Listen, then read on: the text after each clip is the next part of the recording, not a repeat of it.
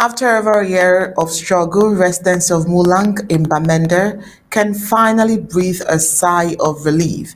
A new Cameroon body in charge of the supply of electricity has installed a new electricity transformer in the neighborhood, restoring power to the area.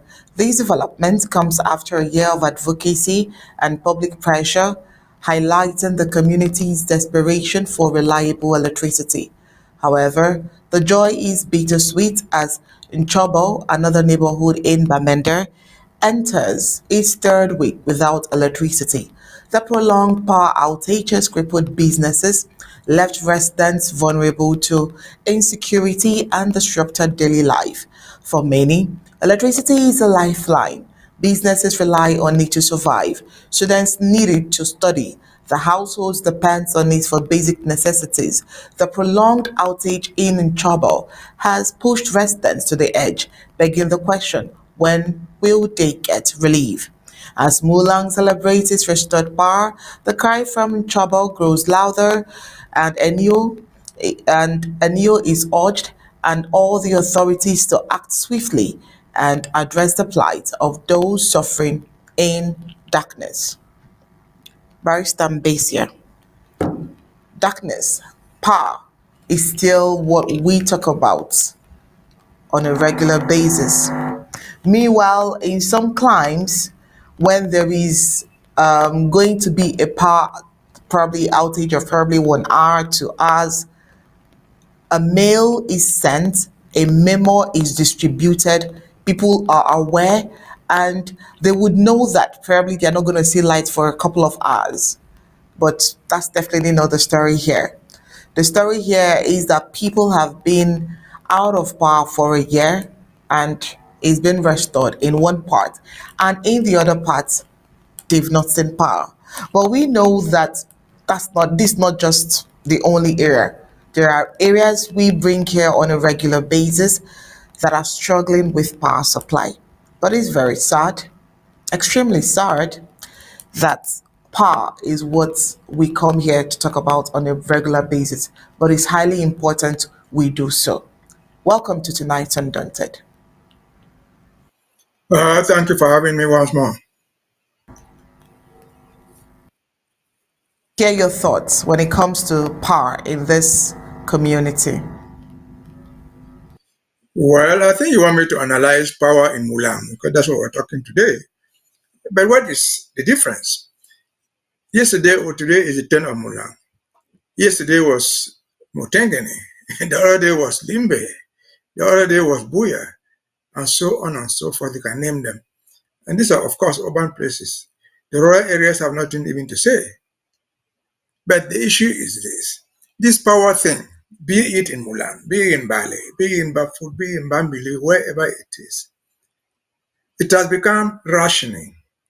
I have given where the company has to write and inform you, put you on that there will be no power this time to this. So the company does that because they think that they owe you something. It is the company that owes you the rights.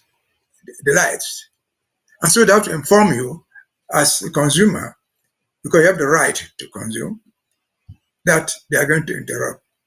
But in the case of Cameroon, light or water, nobody owes you anything.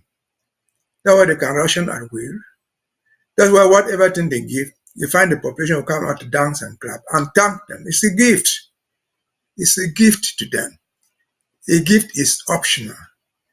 A gift is free will. We thank the government for giving us electricity. We thank the mayor for telling us this and that. We are thanking them according to them. The population making it of something that they pay.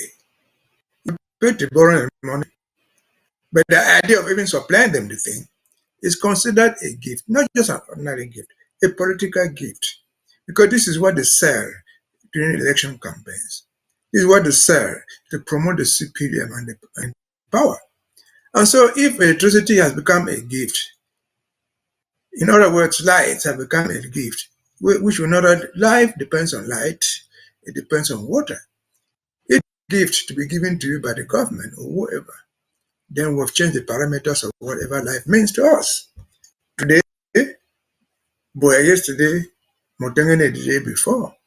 And the same story, they have installed a transformer. And we've asked this question many times before. What goes on with the transformer when today I get back tomorrow? When the same Bamenda, somewhere there, it was in Bafoto, somewhere around there, where they installed a transformer about 2 weeks ago. It didn't work the first minute. What did they explain? They explained that it was installation error. They took it away, we're never seen anymore. And so this is a political weapon being the impoverished people of Cameroon, being used, being rationed on the people of Ambazonia. And I say being rationed to Ambazonia because we find all this cry, or I've asked this question many times before. The electricity in Mulan, which is in Bamenda, is the same electricity that is consumed from Adair, passes through Bafusambunda. The same electricity that is consumed in Adair, passes through Douala to Tiko and Boya, and so on and so forth. Why is it rationing so much in Ambazonia? Why has it become a gift to people of Ambazonia to be given lights, something that they will pay for, to be installed fake transformers that sometimes they even ask to go and buy with their own money? It is a law against the people. It is one of the reasons why we fight, I've said many times before. In Amazonia, or in the former British Southern Cameroon, people did not need to go back power camp to give them light.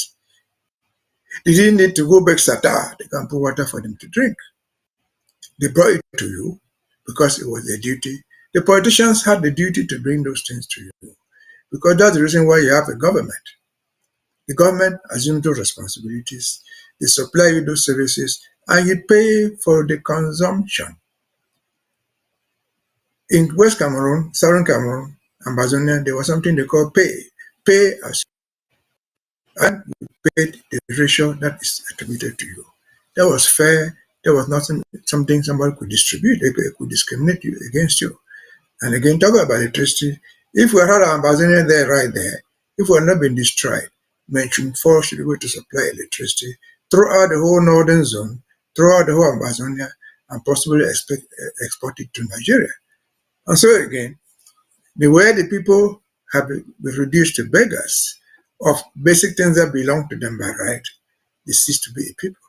Who are these masquerading on us? Who are these tormenting our people like this? That Republic of Cameroon in Yaoundé, through their agents, be they the prefects, the sous-prefects, the mayors, whoever they install there, they are working for the account of the paymaster general, who is in Yaoundé. And so we're shaking off the shackles. We shall restore ours. We shall do better than what is going on now when we get finally established in Buea. Over to you. All right, thank you so much, Barrister. And still in talking about challenges and basic amenities,